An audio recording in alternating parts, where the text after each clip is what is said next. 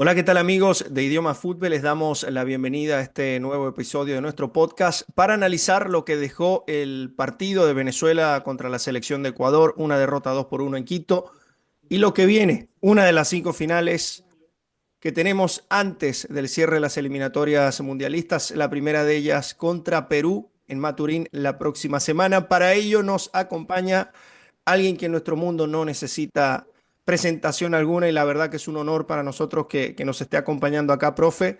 Nos acompaña el doctor Richard Páez Monzón. ¿Cómo está, profesor? Buenos días, buenos días. En el postpartido, en una jornada, doble jornada que vimos, esta jornada 13 de las eliminatorias de Conmebol, pues bueno, sufriéndola, pero sabiendo que todavía hay alguna esperanza. Sí, todavía hay opciones. Jan, ¿cómo estás? ¿Cómo estás, Andrés? Pues como lo dijiste, aquí con el profe que no necesita introducción, un ídolo de nuestro fútbol y nada, emocionado a pesar de que los resultados no se nos dieron en el primer partido, quedan todavía otras fechas por disputar, así que listo para discutirlo aquí. Bueno, vamos a entrar en materia, en caliente. Profesor, ¿qué le pareció el partido de ayer? Entendiendo que había un rival complicado, estaba el tema de la altura, habían varios jugadores apercibidos, pero también hubo sorpresas desde el vamos, desde el planteamiento. ¿Cómo lo vio usted? Es que este partido, como fue diseñado como por 180 minutos, tuvo que ver lo que va a suceder el próximo martes. O sea, porque este fue un partido pensando más contra Perú que pensando más contra Ecuador. El colocar una alineación totalmente innovadora, totalmente con jugadores que algunos estaban inclusive debutando en la selección absoluta para jugar en eliminatoria.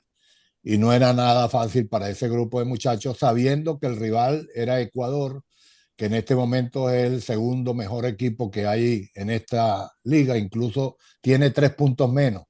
O sea que evidentemente Ecuador con Argentina han sido los dos equipos que para mi entender ya deberían estar clasificados en forma directa. Entonces, considero que este partido contra Ecuador había que jugársela buscando el máximo provecho. Y considero que el empezar con un equipo que quizás tenía una intención buena, porque la presencia de los jugadores con su perfil característico indicaba que podía ser un equipo atrevido, porque había velocidad por fuera, porque había una consistencia en el sector defensivo, porque teníamos uno de los dos laterales con salida, el otro era más central tirado a lateral, entonces tenía que tener precaución, que también tenía como una idea adecuada para el partido que se iba a enfrentar. Y en el medio campo, pues había una predisposición de querer jugar, porque habían dos jugadores que tenían, o los tres jugadores son volantes mixtos, pero por lo menos Telasco y Bueno tienen una tendencia de querer llegar al área rival. Y como siempre, tener a Salomón era una gran virtud ofensiva y goleadora que garantizaba presencia, por lo menos en ese aspecto. Pero cuando comienza el partido, uno se da cuenta que el hecho de ser jóvenes, el hecho de ser inexpertos para jugar ese tipo de partidos, comenzaron con mucha ambición, pero a medida que comenzó Ecuador a prevalecer en el medio campo, a tocar, y para mí la aparición de un jugador que desequilibró, él individualmente contagió al resto de los jugadores de Ecuador, que fue este Pedro Vite, que para mí ese jugador comenzó a contagiar pases filtrados, juegos de amplitud, paredes, sociedades, y ahí sí comenzó Venezuela a irse hacia atrás, hacia atrás, hacia atrás, y perdió el balón. Al perder el balón, hermano, allá en la altitud, eso es sentencia consumada. Ya es cuestión de tiempo. Lo vimos en el primer tiempo, las variadas ocasiones que hubo, dos, tres ocasiones seguidas antes del gol que hubo, hasta que al final, en una jugada que se van encontrando los jugadores y los posicionamientos, esa jugada de un golazo que hizo Ener Valencia, porque pegarle de tres dedos hacia la posición que estaba sorprendió a todos y mucho más a Romo, que esperaba era un centro. Entonces, en ese sentido, ahí comenzó la sensación de angustia, de ansiedad, que eso es algo natural en un jugador que está comenzando en las eliminatorias, en partido eliminatorio oficial, se juega de otra manera. No es un partido amistoso, no es un partido más. Es un partido en donde todo el mundo está enfocado, está concentrado, y la falta de experiencia se le notaba a jugadores que querían, pero no podían, no les salía la confianza, la tranquilidad de entender el juego, de anticiparse a la jugada, que eso lo va uno consiguiendo o con práctica o con experiencia. Lamentablemente, ya en el segundo tiempo terminó todo a empeorarse cuando, comenzando el segundo tiempo, nos hacen ese gol, producto de un error en la salida. Quedábamos abiertos, como todo el mundo queda abierto saliendo defensivamente, y la pérdida de un pase en contra que nos hicimos, lamentablemente Ener Valencia no nos perdonó en el segundo gol. Entonces, de ahí en adelante, Ecuador se tranquilizó, se generó como una pausa de decir, tranquilo, que nos falta otro partido, que es el partido contra Colombia, porque uno adentro, el jugador lo sabe, el entrenador lo sabe, que todavía el ganar 2-0 no es suficiente, pero que te da una tranquilidad como para bajarle el ritmo al partido. Y Venezuela vino a reaccionar fue en los últimos 10 minutos, por la entrada de jugadores que evidentemente le dieron ese carácter ya individual, personal, de querer mostrarse, de querer hacer lo máximo posible, y se consiguió ese 2-1 que pudo darle la alegría a todo el país, porque se acercó también al 2-2, para que tú te des cuenta cómo son los partidos que no finalizan en el minuto 60 ni en el minuto 80, sino es hasta el 90, ¿no? Y algunos partidos que llegan más allá. Entonces, considero que Venezuela, la primera apuesta del plan del profesor Batista, nos salió mal, nos salió mal. Ahora estamos esperanzados, y nos confirmó, lamentablemente nos confirmó, que sabe muy bien el profesor Batista que la clasificación directa se puso milagroso. O sea, es un milagro para clasificar en forma directa. Y eso lo entendió él al ver este plan de acción, porque si hubiese tenido la idea, vamos a clasificar en directo, va con todo en los dos partidos como debería ser. Pero bueno, se entiende, se comprende, y hoy lo único que nos queda es pensar que el próximo partido es la apuesta total. Estamos poniendo toda la apuesta en ese partido. Es el partido que define si Venezuela va o no va o continúa en la pelea del repechaje. Del repechaje. Es lo único que nos queda para mí, como lo veo, y considero que la cifra que hay que conseguir es entre 20 y 22. Entre 20 y 22. Y tenemos solamente 12. Y nos quedan 5 partidos. Nos quedan 15 puntos. Tenemos que hacer, si queremos llegar a esa pelea, 10 puntos. Y eso significa obligatoriamente ganar los 3 partidos de local que nos quedan obligados. Si no, no da. O sea, si no, no nos dan la cuenta. Y lo otro, ganar un punto más. Ya con Uruguay o con Argentina. Entonces, saca las cuentas matemáticas, como uno como técnico maneja cosas más objetivas que subjetivas.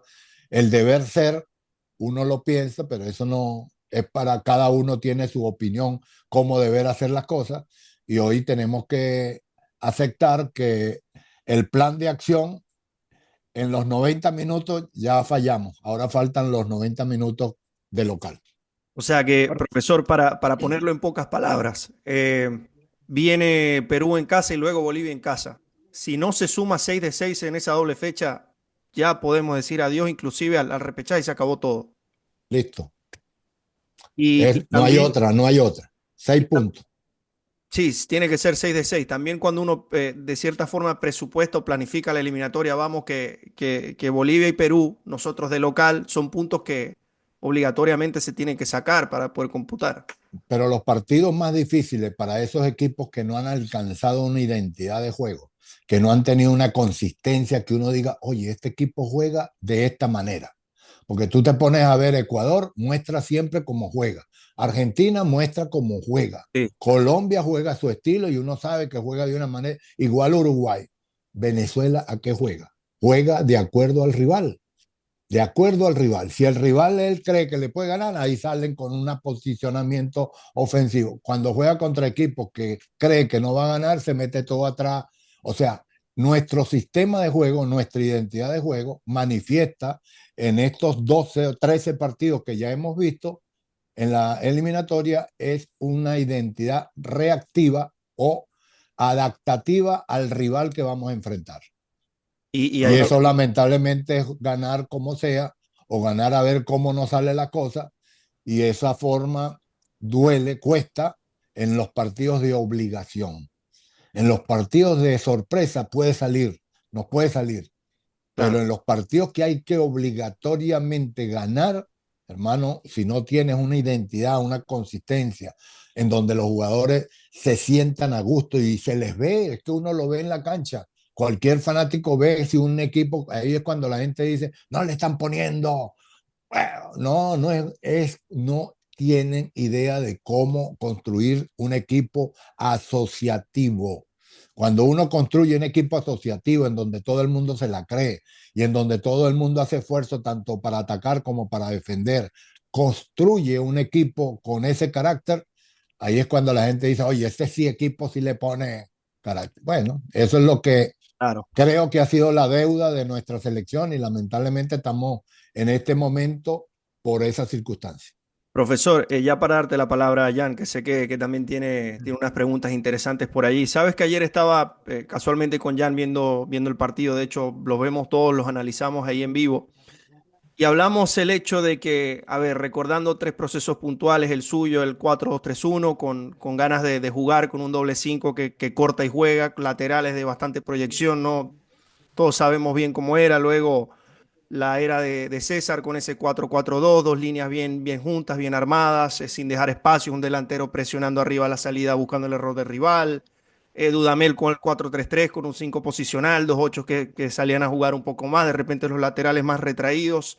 Y hacer este análisis es fácil porque había una identidad en esos tres procesos. Se sabía exactamente a qué se iba a jugar, salvo algunos puntos, como usted menciona, de que el partido pide algo diferente. Y al sol de hoy, ya está por terminar la eliminatoria y conversaba con Jan hablando, viendo el partido, de que aún no sabemos cuál es el esquema táctico, cuál es el estilo, qué corte de jugadores deberían representar este proceso y es algo que obviamente alarma porque cuando tocan partidos como el de Perú, con el de Bolivia, donde tú tienes que morir con la tuya, con tu mejor once, con tu once de gala, como lo llamamos, pero no tenemos once de gala. No porque no tengamos los jugadores, porque no sabemos cuál es. Ah, Entonces, por ahí, profesor, ¿cómo ves esta situación y cuál debería ser la apuesta del Bocha para esta doble fecha, aún sin, o para el partido de Perú y luego el de Bolivia, aún entendiendo que no hay un once claro, no hay un esquema claro, no hay una identidad clara? yo creo que el gran crédito que tiene el profesor Batista es que tiene hoy 12 puntos. O sea que ha logrado conseguir 12 puntos en estas eliminatorias suramericanas que son difíciles, que son complejas, que son con diferentes contextos, porque los partidos no son iguales de local que de visitante, porque no son igual jugar por encima de 2.800 que jugar en casa con calor o en el frescor de Maturín, que están acostumbrados a mantener invicto la sede local. Entonces, considero que es lo que tiene que ir a esa memoria, a tratar de cómo ha conseguido los 12 puntos con estos jugadores, a pesar de que no tiene una identidad sólida, característica en la cancha, y tratar de incentivar, de motivar que el jugador saque su potencial, porque todo el mundo le recarga indudablemente la responsabilidad mayor al profesor, al técnico, al seleccionador, porque es así, pero que los jugadores no se escapen de esa corresponsabilidad, porque los jugadores tienen que sacar ese corazón, esa intención de querer jugar más que el rival que tiene al frente. Así el técnico le diga que juegue conservador. Cuando yo tengo la pelota, tengo que revelarme, tengo que actuar. Entonces yo creo que es el momento de que tanto Fernando Batista como los jugadores de la selección nacional, mucho más, los jugadores titulares de este partido contra Perú, pues tengan la memoria fresca y activa como para jugar su mejor partido de las eliminatorias que hasta ahora no se lo hemos visto. El mejor partido de la eliminatoria es el próximo y jugarlo así contra Perú. Y el mejor partido después contra Bolivia es el mejor que vamos a hacer y es contra Bolivia. Y cuando le toque ir a visitar a Uruguay y Argentina, que no recuerden el pasado lamentable que llevan de visitantes, sino que recuerden esa actitud del venezolano, el que tiene corazón vino tinto. Nosotros lo identificamos, fue cuando empezamos a ganar afuera. Que recuerden cómo era que la intención, que le vean la cara, vayan al Google y vean la cara de esos jugadores, cómo disfrutaban jugar ahora de visitante. Siempre jugar de visitante para Venezuela era una penuria, hermano. Era una penuria. Que fíjense que cómo era la cara de esos jugadores cuando jugaban y ganaban 3-0 en Uruguay, ganaban 1-0 en Colombia, 2-0 en Chile, empataron en Perú allá afuera. Con Paraguay nos ganó en el último momento por un cabezazo en una jugada detenida, pero que se vio hasta el final equipos echados para adelante. Y eso los jugadores hasta lo deben reclamar hoy del técnico. No, mano, hoy jugamos, no podemos estar, pongámonos de acuerdo, profe, pongámonos de acuerdo, vamos a jugar para adelante. Si nos van a sacar de esta eliminatoria, que nos saquen jugando para adelante. No que me saquen metido allá atrás, como el primer tiempo, 19% de posesión. El primer tiempo contra Ecuador, por favor. ¿A quién le estamos mostrando que nuestros jugadores son de calidad?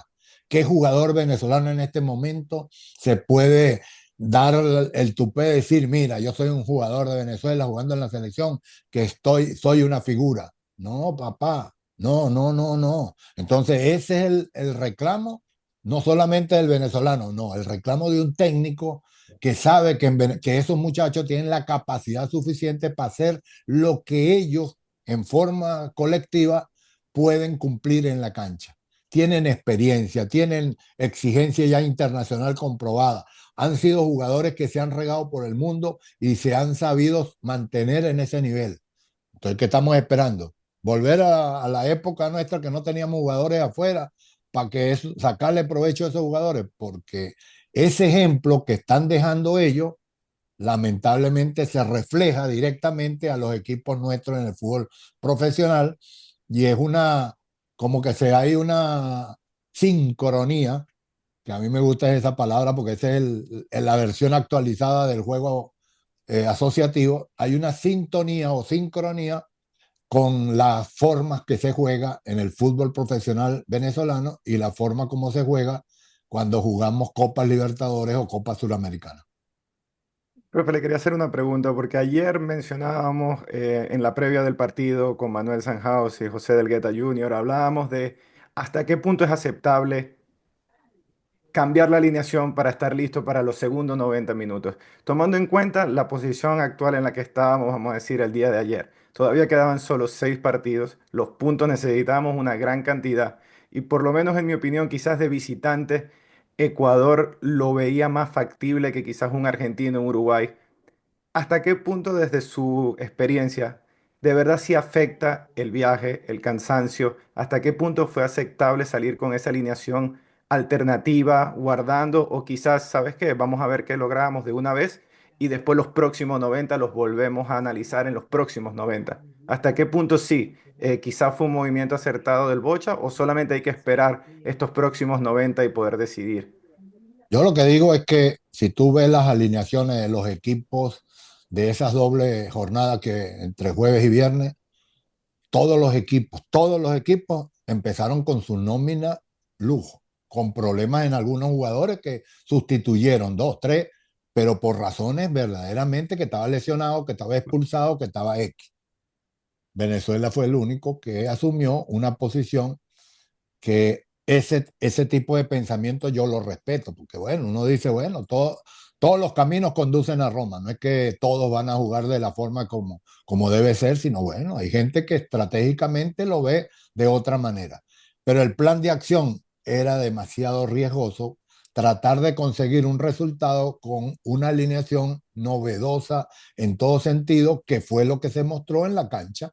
O sea, cuando un jugador está debutando, cuando tiene esa carga, porque no es solamente una carga futbolística de reto de juego, es una carga emocional tremenda que llevan esos muchachos y que iniciarlo en un partido tan importante para ellos que estaban en la cancha, no es lo mismo que el que está afuera, que lo mira de afuera. Como entró en el segundo tiempo, el grupo que entró en el segundo tiempo es diferente, pero el que comienza tiene una carga emocional exagerada Y ahí es donde se paralizan, donde se equivocan, donde tienen problemas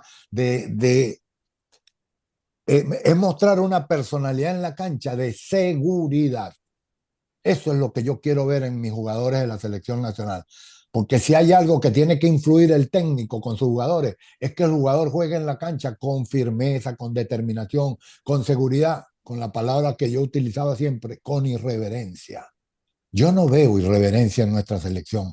En alguna jugada de Soteldo, una jugada de Savarino, ahí escasa. Pero irreverencia significa confianza en él mismo, que no importa que se llame fulano de tal el que está frente mío, sino que yo me creo que soy un jugador como para competir contra él, que es bueno. Uno sabe que los rivales son buenos. Yo también soy bueno, hermano.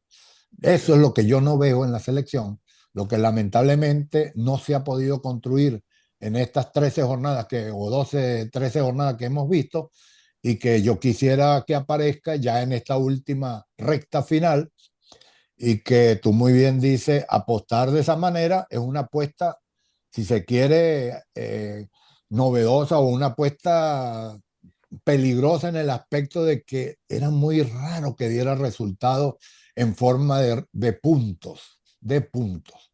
Ni siquiera de imagen, porque no nos dejó la imagen, sino de un equipo que lamentablemente, como lo hablaban, a uno le da dolor escuchar o ver los partidos con otras nacionalidades, cómo se refieren al equipo venezolano viendo el partido ayer de Ecuador con Venezuela.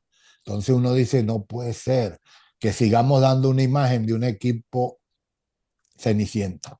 Ahí donde lamentablemente estamos cayendo otra vez, y ojo, ojo, que no vaya a haber una reacción de esos dos equipos que están abajo, y que no tengamos nosotros la suficiente carga y juego emocional y futbolístico como para levantarnos más, y no vaya a ser que nos pongan en aprieto esos equipos de abajo. Entonces, que yo no creo.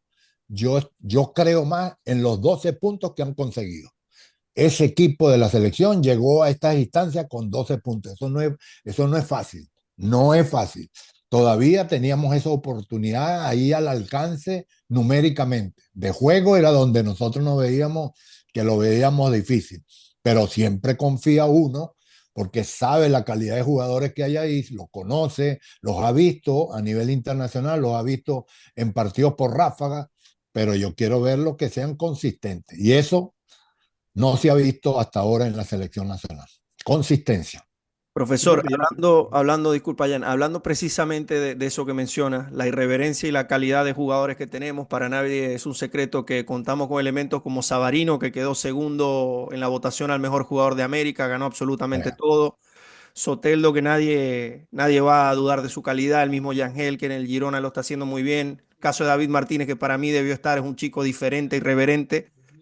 ¿Por qué cree usted, profesor, que teniendo estos jugadores con estas características especiales no se les ve precisamente esa irreverencia en la cancha? ¿Será que hay un mensaje que no está llegando, hay algo que no se está pidiendo? ¿Por qué pasa esto? Porque yo veo que la naturaleza de ellos es precisamente jugar de esa forma, jugar con picardía, obviamente respetando al rival, pero no sintiéndose menos.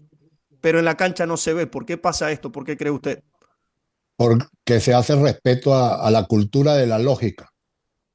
La lógica dice que Venezuela es un equipo que todavía está en progreso, que está emergiendo, que no tenemos una liga profesional fuerte, que los equipos en Copa Libertadores no muestran ningún tipo de competitividad, que los jugadores nuestros están regados, sí, pero que no llegan a asumir la construcción de un equipo. Para mí es eso, o sea, el seleccionador nacional de Venezuela juega con la cultura de la lógica del fútbol. Y eso es lo normal, eso es lo natural. No está cometiendo ninguna exabrupto. Es lo natural que el técnico de la selección se vea, compare con los equipos que tiene al frente y diga, no, pero yo tengo que cuidarme aquí, cuidarme atrás, meterme en esta forma. Entonces, uno respeta eso porque esa es la cultura normal, eso es lo natural.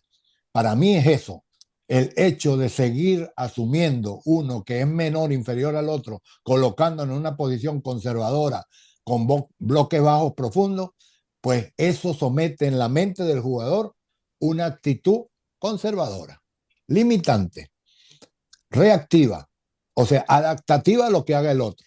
Y cuando me dan la pelota voy a tratar, pero no hay una confianza plena en eso.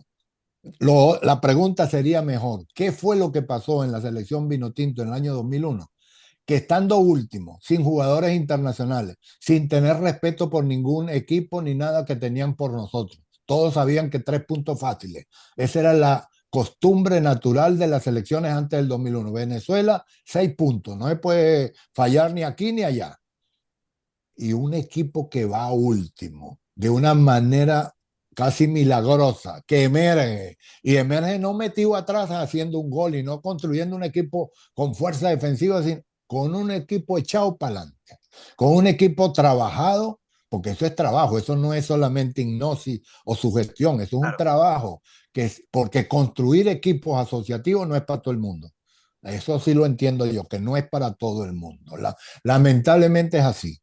Yo tengo que hablar en forma ya con la autoridad moral que me da haberlo hecho y mostrado, y que dio resultado. Aquel equipo que normalmente la gente decía, ¿cómo vamos a jugar así? Nos van a golear. ¿Cómo vamos a jugar con dos laterales de salida? No, nos van a golear. No tenemos jugadores de marca en el medio campo sur, jugadores de construcción, no teníamos. Y 3 volantes 10, ¿va a jugar contra Argentina? Sí, contra Brasil. No, nos van a golear. Nos golearon al principio, después no nos golearon más. Nos golearon al principio mientras mis jugadores asumían ese reto que era tragar grueso. No era fácil, porque una cosa es el loco ese imaginario que dice, vamos a echarle y vamos así, así. Después toca es hacerlo en la cancha. Y hacerlo en la cancha, claro, requiere un trabajo estratégico futbolístico, pero requiere una fortaleza y una seguridad mental que solamente esos jugadores lo pudieron hacer con esa forma. Porque ver ganar a Venezuela 2-0 allá en Chile, 2-0 en Chile, empezando a ganar de primera vez visitante que ganamos, el 2-0 contra Uruguay, hermano, ahí en casa, y el 3-0 contra Perú y después 3-1 con Paraguay. Un equipo que no sabía si nos recibir goleada. Entonces, lo que te digo, se dio el ejemplo, se dio el ejemplo que por esa vía era que teníamos que seguir. Entonces, cuando hoy vemos otra vez a esa Venezuela que tiene 19% de posesión y vemos que los que empiezan a relucir es el arquero, que era la costumbre antes del 2001, el arquero era la figura de Venezuela, uno empieza a decir, no, no puede ser, no puede ser, no lo acepto, no nos representa ese estilo de juego al corazón vinotinto de los venezolanos. Ese estilo de juego no nos representa. Los vinotintos nos empezamos a enamorar de la selección con aquel estilo, con aquel estilo. Y después nunca más lo volvimos a hacer. Pasa que lamentablemente, bueno, uno, como dice, enseña lo que sabe. Hoy estamos viendo otra vez a la selección con una costumbre de mirar al rival, estudiarlo, analizarlo al rival, saber las fortalezas del rival, pero no mostramos las fortalezas nuestras. Y es ahí donde explica el porqué. La cultura de la lógica. Yo sembré un mensaje contracultural. No, Contracultural para la época, y ahora que volvemos a esta etapa, yo creo que para lo contemporáneo que estamos viendo, todavía no logramos ver a un equipo que juegue con esa actitud, que no le interese, no es que no le importe, sino que no le interese cómo está el rival al frente, sino que yo voy a mostrar mi fortaleza y juguemos, echemos los dados, como dice, porque eso fue otra de las cosas. Yo vi cómo echar los dados en esta partida contra Ecuador y que Dios nos cuide y nos salga bien. Así no se juegan los partidos. profe, quiero aprovechar antes de hacer la pregunta que mencionaba ese equipo del 2001, cómo todo cambió, y quiero tomar la oportunidad simplemente de darle las gracias porque de verdad ese fue el equipo donde yo empecé a ver a la gente comprar la franela de Venezuela, donde yo empecé a ver a la gente sentirse identificada y empezar a creer que la selección sí podía ganar. Pero bueno, poniendo a un lado todo eso, de verdad que se me dio la oportunidad y quería decírselo aquí, así Gracias. sea de manera digital, pero ya antes de tocar el partido contra Perú. Lo último que quería mencionar y escuchar sobre usted, su opinión sobre en la parte de Ecuador es, vi hace poco, y lo mencionábamos ayer, Venezuela, sobre todo esta Venezuela, regala mucho al principio del segundo tiempo. ¿Qué factores? Veo que hubo cambios, la charla técnica, pero ¿qué hace que quizás un equipo comience ese segundo tiempo dormido o desorganizado? Simplemente es cuestión de, ¿ha sido casualidad o las estadísticas de verdad nos están diciendo algo? Porque si no me equivoco, de los últimos 8 goles, 6 en Sí. el primer minuto del segundo tiempo han sido a Venezuela en las eliminatorias. Eso es una pregunta que todos los técnicos nos hacemos porque eso le ha pasado a todos los técnicos. Y yo creo que la resolución lo tiene cada uno de cómo hacer para que en la entrada al segundo tiempo el equipo entre enfocado en una actitud alerta, en un estado de alerta. Y eso normalmente, porque tú tienes que entender, fisiológicamente se juegan 45 minutos en el primer tiempo, en donde el corazón del jugador sube entre 140 y 180, algunos hasta se pasan hasta los 200 en alguna acción jugada y después están en ese vaivén cardíaco de recuperación, actividad, hiperactividad. 45 minutos. Termina el partido y la gente caminando, no salen corriendo, salen caminando para su estado del camerino y van bajando las revoluciones, tanto cardíacas como mental, porque las ondas cerebrales que en un partido, pues tú las tienes siempre en una actitud hiperactivo. Todo eso comienza en esos 15 minutos y se va rebajando, relajando. Algunos en los camerinos lo mantienen con energía de que vienen mensajes muy fuertes de los técnicos para levantar para un equipo que va perdiendo, al otro que va ganando sencillamente fortalecerlo en lo que está haciendo bien, cuidado en lo que no. Pero tienes que entender que hubo 15 minutos en donde el corazón vuelve a una posición de ritmo cardíaco natural o normal. Y muchos de ellos llegan a alcanzar 60, 70, prácticamente porque son corazones súper potentes. Cuando uno va a entrar, pues va con esas condiciones, en donde el corazón, las ondas cerebrales han bajado a esos niveles y hay que entrar, y hay algunos equipos que están utilizando fórmulas, maneras de cómo volver a activarse en esos últimos 3, 4, 5 minutos antes de entrar. Y es por eso que hay que hacer una serie de actividades eh, hiperactivas neuromusculares, de acciones rápidas, cortes, repiqueteo de piernas, hacer movimientos saltos antes de entrar otra vez a la cancha para volver a colocar el corazón por lo menos una actitud de 140, 100, ahí, ya en una actividad de empiece el partido. Me parece que hay que revisar todas esas cosas. Hay que revisar esa cuestión, hay que revisar cuál es el mensaje para enfocarse en esos últimos minutos antes de entrar a la cancha de la reanudación del juego. Y creo que de esa manera tratar de evitar, no es falible, porque no es infalible, o sea, no es que esto garantiza que no nos hace, no, no, pero por lo menos tú actúas de la manera de que el jugador entre en estado de alerta que 140 de pulso cardíaco, un poquito, 140 ya, y en estado de alerta de anticipación cognitiva, panorámica, visual. Y entonces el jugador, me parece a mí que es la forma como para evitar que ese tipo de errores lamentables que hemos tenido se vuelvan a repetir.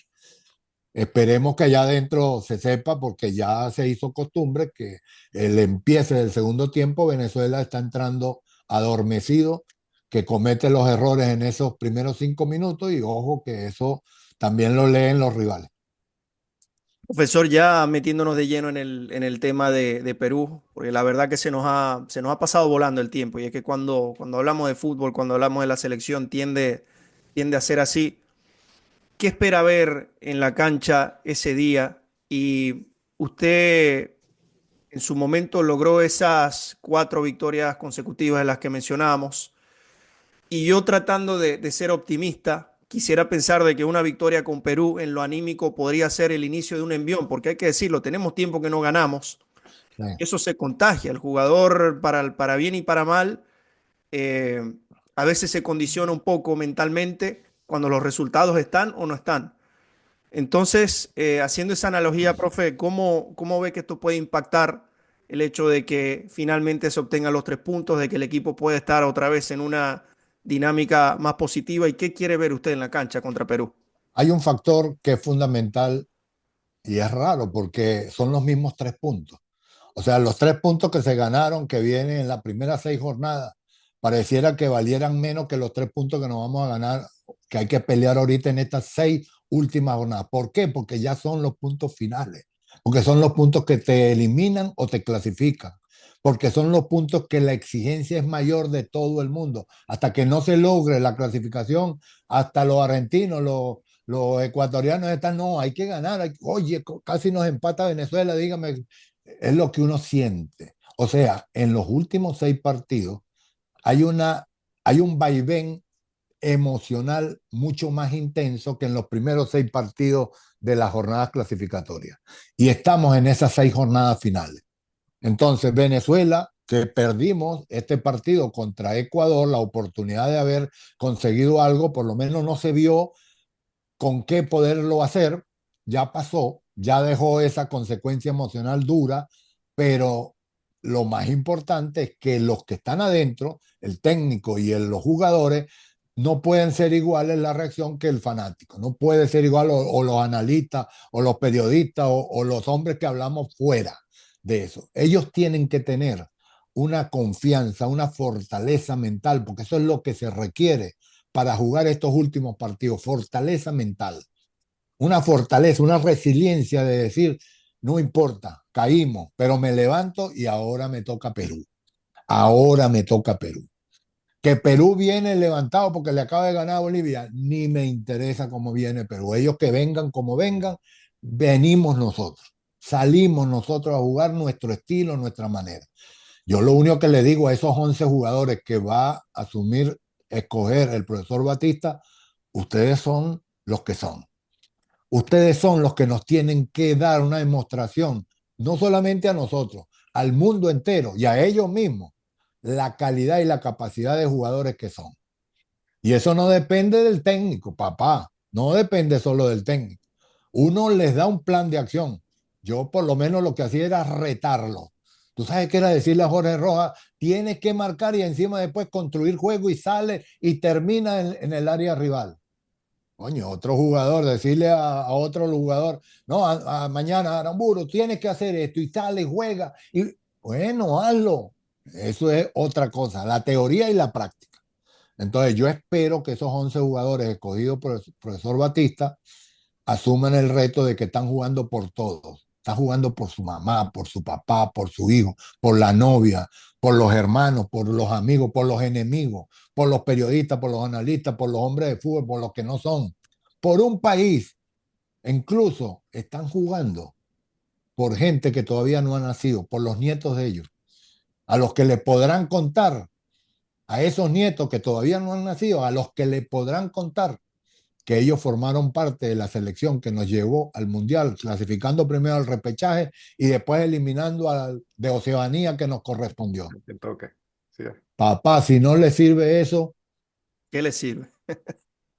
que Dios los bendiga y los favorezca. Porque tienen ese privilegio, carajo. Era lo que yo le decía a mis jugadores. Ustedes tienen el privilegio de quedar en la historia. No pudimos llegar al Mundial, puta, pero se mostró que queríamos llegar. Se le mostró a los rivales que ahí había un equipo con corazón vino tinto que le quería ganar, que no pudimos en algunos partidos, porque sí, porque nos faltaba, porque no teníamos todavía todo el nivel, porque el entrenador todavía era muy novel para hacer cosas diferentes, porque los jugadores no alcanzamos el nivel de en cantidad, porque la calidad se mostró. La calidad de estos jugadores, hermano, yo no la he visto en estos jugadores, que son de la mejor generación, pero la calidad futbolística que mostraron esos jugadores, yo no la he visto en estos jugadores. Pues el reto es para estos jugadores, háganlo. Demuestra que ustedes son la mejor generación histórica que ha tenido Venezuela. Ese es el reto para esos jugadores.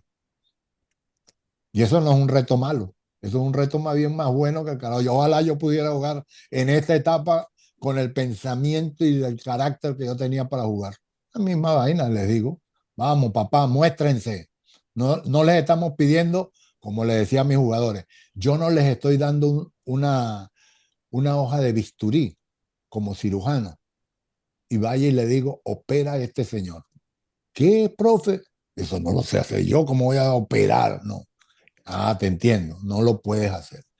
Juega, juega, diviértete con responsabilidad. Demuéstrale a ese rival que tú eres mejor, que es bueno, tú eres mejor. Así es como se juega, con esa convicción. Si no se juega con esa convicción, seguimos viendo los partidos del Mundial en televisión. Así fue y así es.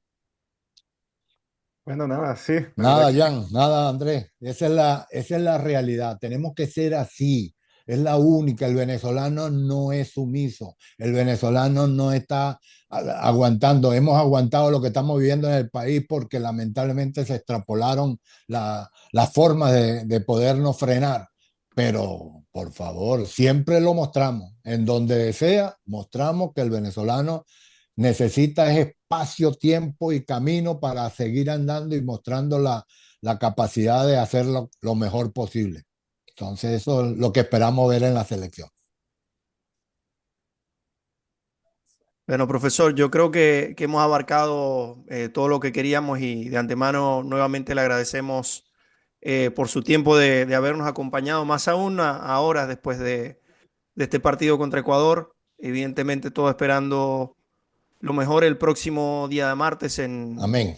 Maturín, en ese partido donde ya nos jugamos la final.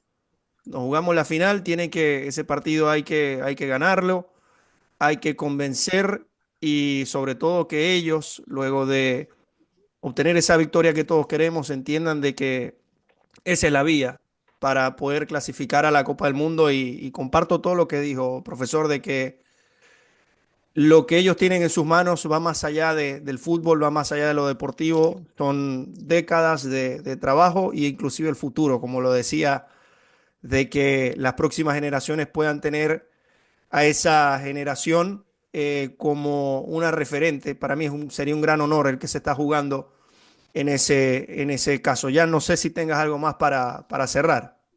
y no, bueno, como mencionaba el profe, de verdad que una oportunidad que no todos tienen. Yo en lo personal todavía cuando me ponen a escoger, sigo con mi franela del zurdo, mira la franela que tengo ahí. Siguen siendo mis jugadores que de verdad me marcaron porque Claro, no, quizás no eran, no quiero decir que no es que eran tan famosos, pero iban a demostrar, como usted dice, el tú a tú. A mí no me importa dónde juegues tú o dónde juego yo vengo a representar un país y de verdad que es lo que me gustaría que esta selección y que un hijo que apenas 5 meses tiene y lo visto vino tinto y, por favor, qué sueño sería de próximo mundial tenerlo ahí, que vea como que todo lo que pasamos claro. todos los venezolanos y por fin tenemos esta oportunidad. Así que nada, que sea lo que Dios quiere y lo que sea lo mejor para el país. Así que emocionados por el martes. Amén, amén. Agradecidos a todos, Andrés, Jean, y esperemos que ese día martes aparezca. Como yo lo llamo, es el partido de la esperanza. Y la esperanza es lo último que se pierde. Entonces ellos son los encargados de que esa esperanza no se pierda, que lo hagan. Ese es el partido de la esperanza contra Perú. Después, no, después se traslada a Bolivia, después se traslada a Uruguay. Cada partido que falta es el partido de la esperanza. Y profesor, esperamos también en un futuro poder reencontrarnos de repente por esta vía o quizás Jan y yo, está en Orlando, ¿no? Orlando.